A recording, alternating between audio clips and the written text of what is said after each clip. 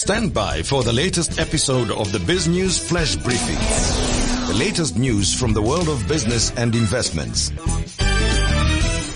Former South African President Jacob Zuma has been sentenced to 15 months in jail for contempt of court. Corruption-tainted Zuma has consistently refused to appear at the Zondo Commission of Inquiry into state capture. In a scathing ruling, the Constitutional Court justices said it would defy logic to impose a suspended sentence in response to what has been a direct and calculated assault on the judiciary and South Africa's constitutional democracy. The government estimates that more than 500 billion rand, or the equivalent of $35 billion, was stolen from the state during Zuma's rule. At least 40 witnesses have appeared before Zondo, linking the ex-president to the looting spree. Zuma, who the ruling party forced to quit in 2018 to stem a loss of electoral support, has denied wrongdoing. Zuma wasn't present for Tuesday's ruling. He has 5 days to present himself to the authorities. Bloomberg reports that in the event that Zuma fails to hand himself over, the police must take all steps that are necessary to ensure he is delivered to a prison to start serving his sentence.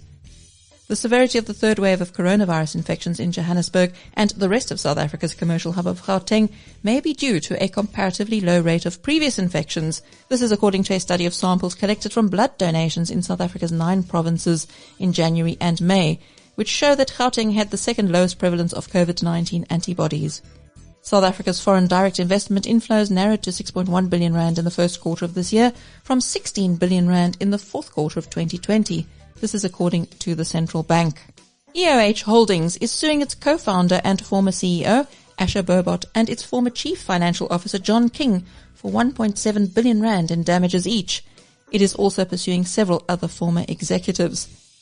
These lawsuits come amid revelations of widespread corruption, BEE fronting, and tender rigging at EOH.